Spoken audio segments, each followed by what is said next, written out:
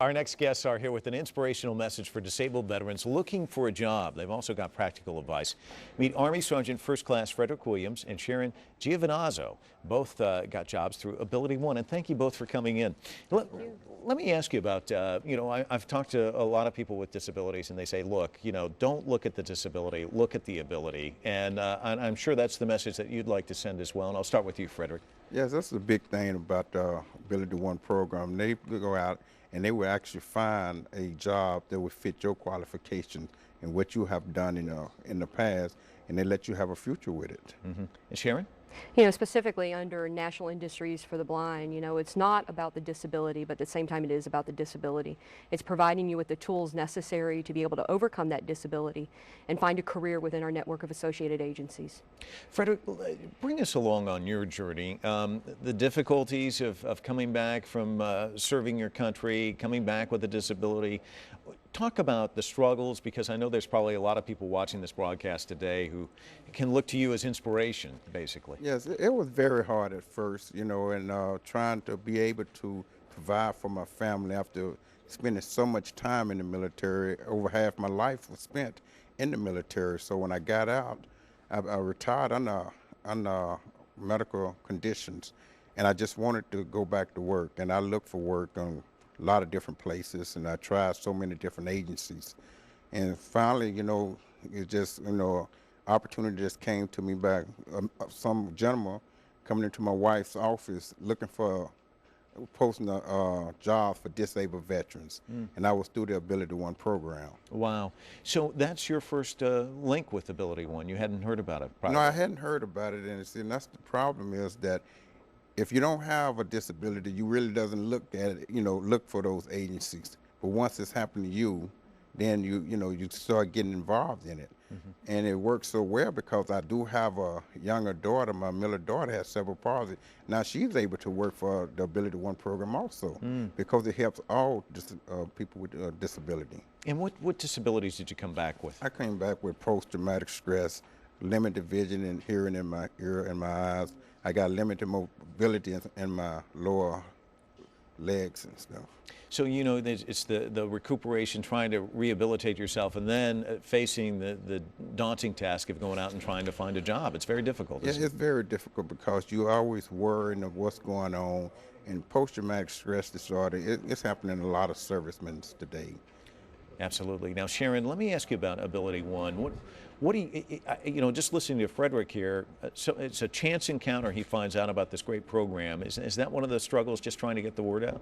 Well, it is one of the struggles, is trying to get the word out. We really don't want to be the best kept secret in town. I mean, we have 85 agencies and we're spread out all over the United States. And one of the things that we want to do, especially to veterans on this Veterans Day, is to know that there are services in your area. We work closely with the Blinded Veterans Association, BVA. We provided rehab services to more than 125,000 people last year at our agencies. But more importantly, we employ more than 5,600 people who are blind throughout our program. And for me, it wasn't the biggest job that I ever had. I was packing gloves for TSA, so whenever you go through the airport and you have one of the TSA agents looking in your bag with those gloves, those are packed by people in Utica, New York.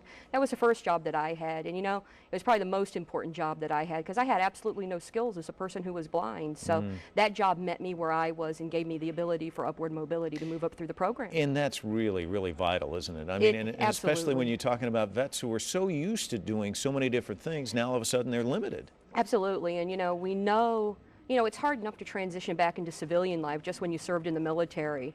But I just can't imagine serving in a combat zone. I was reactivated from inactive to active reserves during Desert Storm, but I stayed stateside. I mean, I didn't have to serve overseas. And we know that transition's very hard, but if you come back with a disability and you're dealing with that, one of the first things you want to do is you need to go back to work. I mean, that's your identity. You go to a high school reunion, what's one of the first things they ask you? How's the wife? How's the kids? What kind of work are you doing? And so that's really an identity for people. And for me, it wasn't just having that job, it was having that identity. But it was also having the opportunities for advancement in a career. And that's exactly what the Ability One program did for me, was it provided me with advancement. NIB has a business leaders program, and I took part in that, which is called Business Management Training. It's done through the University of Virginia's Darden School of Business. So that really allowed me to not just move up, you know, within a direct labor position.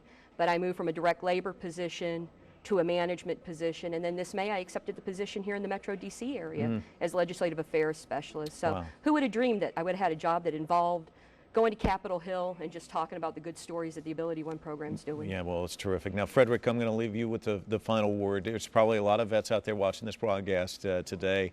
Some of them probably struggling, just getting back. What would you say to them? I would say there's always hope, you know, and a lot of times it's some days you just feel like you've been at your lowest, but there's always agencies like Ability One that's looking for people just like them, and all they have to do is just hold up their head, and if they can't find us, we're gonna find them, because we working right now so diligent with the Wounded Warrior Center, so we are actually looking for those veterans also.